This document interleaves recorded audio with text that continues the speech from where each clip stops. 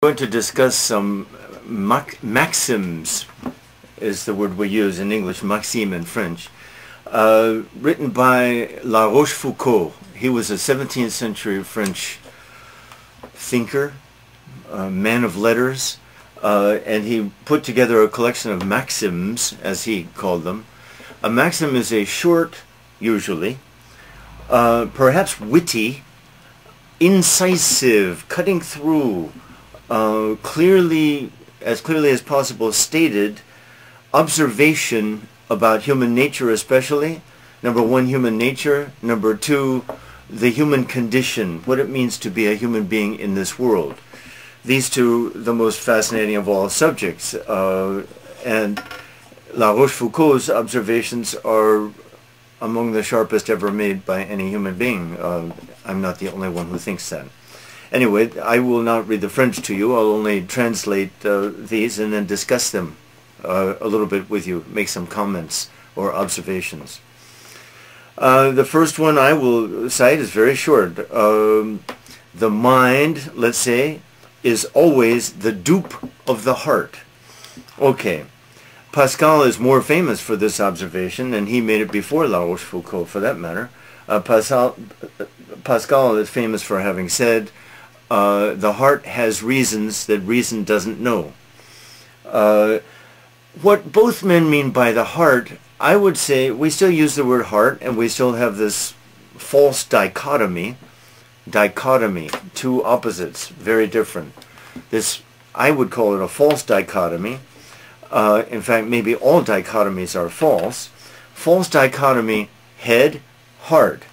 And we assume that head means thinking clearly, avoiding emotion, and heart means emotion. Well, this, I think, is kind of ridiculous, and everybody knows it's ridiculous. We think maybe more with our hearts than with our heads, so to speak, and we feel maybe more with our heads than our hearts a lot of the time, accepting these terms. They're unacceptable. But generally, it's a way of discussing what we are. In this case, the mind, or head, is always the dupe of the heart. The dupe is the fool, meaning the mind tries to figure things out, but the heart is always really in control, and what they mean is that the heart even controls the mind. That is, my reasoning takes me where I wanted to go in the first place.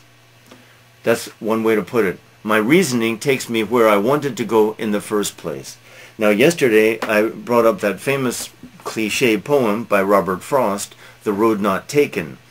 And I only discussed the first part of it, and that's okay. Remember, the traveler is walking along the road in the woods, and then suddenly the road divides into two, and he must make a choice.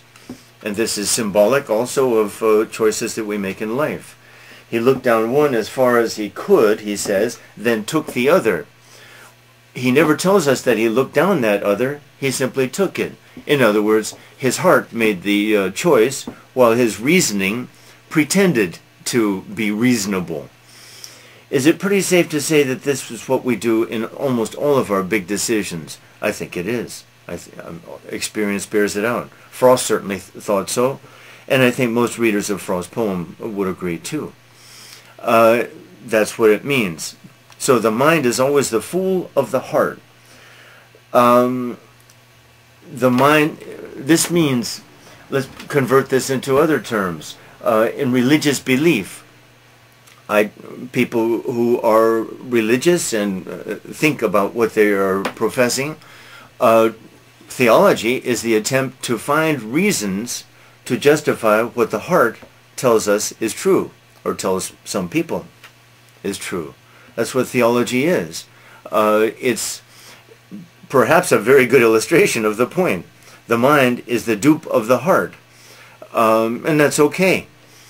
My final observation, which I made from the start, is that, of course, this is a false dichotomy. These are not two opposites. Really, we are one person. This is the Hebraic, Hebrew Old Testament approach to human beings. Dualism supposes head and heart, spirit and flesh, body and mind. A unitive position, which is basically the Old Testament's position. The Old Testament doesn't know about any difference between spirit or soul and body.